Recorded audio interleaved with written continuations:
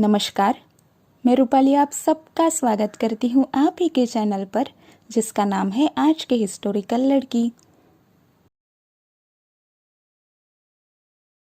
दासबोध ग्रंथ के पहले दशक के दूसरे समास में समर्थ रामदास जी कहते हैं, प्रथम पूज्य के रूप में जिन्हें मान्यता मिली है, ऐसे गणेश जी को ब्रह्मदेव, विष्णुदेव और शंकर देव भी नमस्कार करते हैं। दुनिया में जिनका कोई भी नहीं, उन लोगों के लिए वो आश्रय स्थान है। हम जैसे अनाथों के लिए वह मायका है। दुनिया के सर्वश्रेष्ठ चीजों का वह भंडार है। संसार में जो कुछ भी मंगल या शुभ है, वे वह है। उनको नमस्कार करके कोई भी कार्य किया जाए तो वह स्वयं सिद्ध होता है। बाधाएं, समस्याएं या आपदाओं की मुसीबत टल जाती है। उनके स्वरूप का ध्यान करते ही संतुष्टि का अनुभव होता है। हमारा मन आंखों में प्रवेश करके अन्य सभी क्रियाओं को बंद करके उस रूप को देखने लगता है। श्री गणेश जी के सगुण स्वरूप का सौंदर्य विलक्षण है।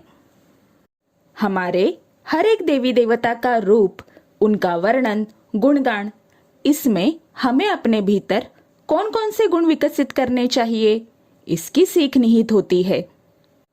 प्रतिदिन निरंतर साधना जारी रखी जाए तो मनुष्य द्वैत भावना से धीरे धीरे अद्वैत भावना में रहने लगता है।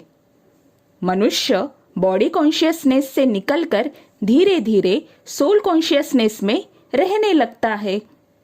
इस समास में द्वैत भाव का अर्थ है मैं और गणेश जी अलग अलग है, और अद्वैत भाव का अर्थ है गणेश जी के सद्गुण मुझ में उतारने के बाद स्वयं अपने जीवन के विघ्नहर बनना। गणेश स्तवन। इस समास में पहली 8 पंक्तियां यह गणेश जी से विनती है, अर्थात द्वैत भाव, और आगे की पंक्तियां 25 तक गणेश जी के सगुण स्वरूप और सद्गुणों का वर्णन है। और यह वर्णन अर्थात हमारे रोज के जीवन में आने वाले विघ्नों को दूर करने के लिए हमारे अंदर कौन कौन से सद्गुणों को उतारना चाहिए, इसकी सीख है। इस सद्गुणों की वजह से हम खुद अपने स्वयं के जीवन के विघ्नहर्ता बन सकते हैं। विघ्नहर्ता मतलब विघ्न दूर करने वाले, विघ्नों का हरण करने वाले। यहाँ पर अद्वैत भाव दिखाई देता है। अंत में पंक्तियां 26 से 30 तक गणेश जी की पूजा अर्चना करने से, यानी गणेश जी के सद्गुण स्वयं में उतारकर हमें क्या लाभ होंगे, यह बताया गया है। अभी हम गणपति जी के सद्गुण स्वरूप के वर्णन से और जन्म की कहानी से हमें वास्तव में क्या आत्मसात करना चाहिए, इसकी जानकारी लेंगे। गणेश देव के जन्म की कहानी हम बचपन से ही सुनते आ रहे हैं। कहानी में कहा जाता है, शंकर भगवान जब तपस्या के लिए बहुत दूर एक पर्वत पर चले गए, तब पार्वती देवी ने अपने शरीर के मैल और मिट्टी से एक बालक की निर्मित की। एक दिन स्नान के लिए जाते समय पार्वती माता ने उस बालक को स्नान करते समय अंदर कोई भी आ न पाए, यह चेतावनी देकर दरवाजे पर खड़े होने के लिए कहा। अचानक उसी दिन भगवान शंकर कैलाश पर्वत पर अपने घर पर लौट आए। बालक ने अपना कर्तव्य निभाते हुए शंकर देव को कैलाश पर्वत पर प्रवेश नहीं करने दिया, क्योंकि बच्चे ने अपने ही पिता को पहचाना ही नहीं। शंकर देव को उस बच्चे पर इतना गुस्सा आया कि उन्होंने उस बच्चे का सिर काट दिया। इतने में जब माता पार्वती स्नान करके बाहर आई तो भगवान शंकर को पता चला कि उन्होंने अपने ही पुत्र का सिर काट दिया है। माता पार्वती को दुख से बाहर निकालने के लिए शंकर भगवान ने वचन दिया कि सबसे पहले इस मार्ग से जो कोई जाएगा उसका सिर बच्चे को दिया जाएगा। सबसे पहले उस मार्ग से एक हाथी आया। शंकर भगवान ने हाथी का सिर बालक के शरीर पर रखकर बालक को पुनर्जीवित किया और उस बालक का नाम रखा गणेश। ये कहानी गणपति के मनुष्य रूप अर्थात बॉडी कॉन्शियसनेस ध्यान में रखकर कही जाती है, लेकिन इस कहानी से मिलने वाली सीख सोल कॉन्शियसनेस अर्थात इस कहानी के सूक्ष्म भावार्थ को जानने के बाद ही समझ में आती है। इस कहानी में देवी पार्वती ने अपने शरीर के मैल और मिट्टी से एक बच्चे का निर्माण किया, अर्थात मनुष्य का शरीर यह पृथ्वी तत्व मतलब मिट्टी का बना हुआ है और हम इस शरीर मतलब मिट्टी के सुंदरता के अभिमान में उलझे रहते हैं।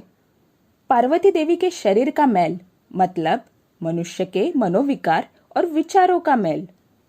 जब किसी व्यक्ति को अहंकार या मनोविकार होता है, तब रोज की छोटी छोटी बातें भी बड़े संकट या विघ्न लगने लगते हैं। यह विघ्न मनुष्य के विचारों के कारण होते हैं। विचारों का जन्म बुद्धि से होता है। यह अहंकार और मनोविकार से भरी बुद्धि मनुष्य का सिर है। भगवान शंकर ने सिर काट दिया।